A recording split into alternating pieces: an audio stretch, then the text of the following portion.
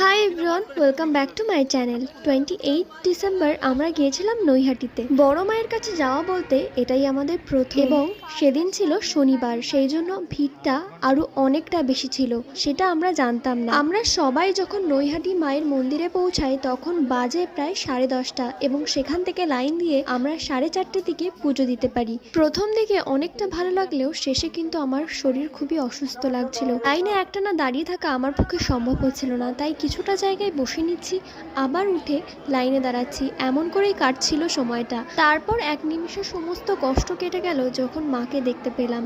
আর দেখো, মা একটা সবুজ রঙের শাড়ি পরেছিল, কি সুন্দর আর কি মিষ্টি লাগছে, তাই সমস্ত ভিড় ঠেলে অবশেষে আমি মায়ের পুজো দিতে পেরেছি, এবং আমার পুজো খুব সুন্দরভাবেই মানিয়েছেন। মায়ের কাছে শুধু ফুলের মালাটাই পৌঁছেছিল, আর বাকি যে সমস্ত ধূপ মোমবাতি সামগ্রীগুলো ছিল সেগুলো পাশে একটা বক্স ছিল, তার মধ্যে দিয়ে আসতে হয়। তাহলে আজকের মতো